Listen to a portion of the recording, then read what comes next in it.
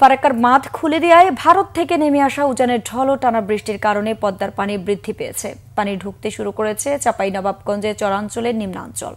পানিবন্দী হয়ে পড়েছে প্রায় ৯,০০০ পরিবার। আশেপাশের আশ্রয় কেন্দ্রগুলোতে ছুটছেন তারা। SM জামিল দোলনের পাঠানো তথ্য ছবিতে ডেস্ক রিপোর্ট।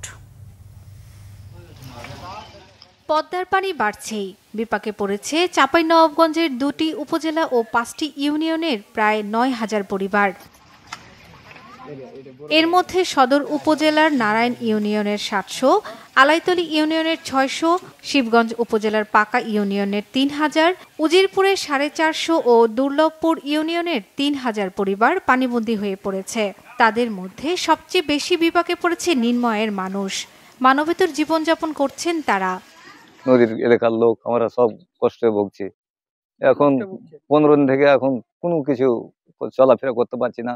এখন আর পরিস্থিতি খুব খারাপ, নাই টিউবওয়েলের পানি। ফারাক্কা বাঁধ হইতে পানি আসছে আমাদের উপর দিয়ে। তা আমাদের পশ্চিমে মাঠে 200 একর জমি নিম্নে ধান ডুবে গেল, একবারে শেষ হয়ে গেল। 1 ছটাক ধান কেউ পাওয়ার আশা নাই, পাইলো না। পায়খানা যে করবো তার ব্যবস্থা নাই, পানিটা যে খাবো তার ব্যবস্থা নেই। এখন নদীর পানি খাইতে হয়েছে আমরাকে। জেলা পানি উন্নয়ন বোর্ড জানিয়েছে, গত 15 ঘন্টার ব্যবধানে পদ্মায় পানি বেড়েছে 5 সেন্টিমিটার। পানি অলমোস্ট স্টেবলের দিকে। আশা করছি আগামী 2-1 দিন স্টেবল থাকবে এবং তারপরে পানি কমতে থাকবে।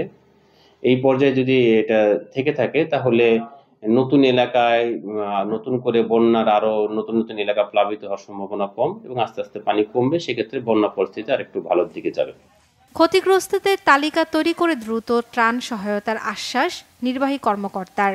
জিআরের চাউল 10 টন আমরা বিতরণ করেছি, শুকনো খাবার, এবং কয়েকটি পরিবার যারা তাদের ঘরবাড়ি স্থানান্তর করার সময় নৌকাতে ডুবে সবকিছু হারিয়ে ফেলেছে, এরকম 4টি পরিবারকে 2 বান করে টিন এবং নগদ 6,000 করে টাকা সহায়তা দেওয়া হয়েছে।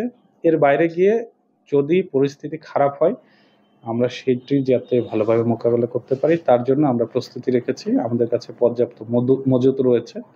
2-1 দিনের মধ্যেই পানি কিছুটা কমবে বলে আশা পানি উন্নয়ন বোর্ডের। Bangla vision news desk.